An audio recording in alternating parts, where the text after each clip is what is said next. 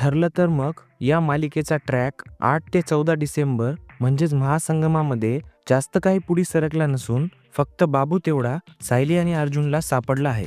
शेठच्या सर्वांना रामराम. 8 डिसेंबर सायली आणि अर्जुन लग्नासाठी तुळजापुरात आलेले असतात आणि महिपत सुद्धा तुळजापुरात लपलेला असतो. त्या मागोमाग मैत्रिणीचं लग्न आहे असं प्रिया अश्विनला सांगून ती सुद्धा तुळजापुरात येते आणि प्रिया सावीची शत्रू टीम तयार होते.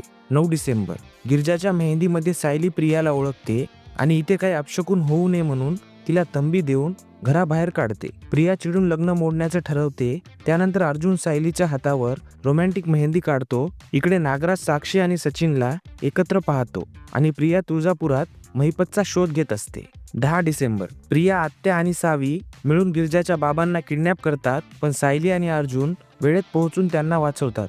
सर्वांना महिपतवर संशय येतो, पण नागेश्वर त्याला पुन्हा लपवण्यात यशस्वी होतो. 11 डिसेंबर हळदीचा कार्यक्रम पार पडतो.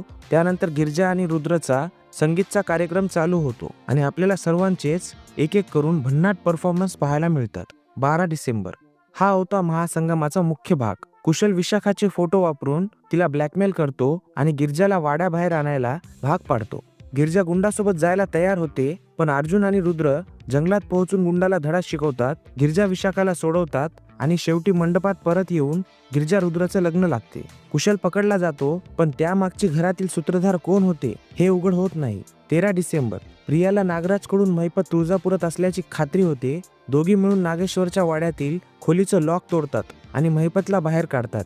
झटापट होते आणि महिपत तिथून पळून जातो. दुसरीकडे अर्जुन सायली बाबूचा पाठलाग करून त्याला पकडतात. बाबू 22 वर्षापूर्वीच्या अपघाताबद्दल आणि त्या सत्याबद्दल सांगायला तयार होतो, ज्यामुळे मुख्य रहस्य उलगडण्याला दिशा मिळते. 14 डिसेंबर अर्जुन आणि सायली बाबूला पनवेलला घेऊन येतात. आता बाबू किल्लेदार म्हणून कोणाला फसवतो का मालिकेला कुठला नवीन ट्विस्ट येतो हे पाहणं उत्सुक ठरणार आहे. तुम्हाला या बाबतीत काय वाटतं हे कमेंट बॉक्समध्ये नक्की सांगा. तोपर्यंत शेठच्या सर्वांना रामराम.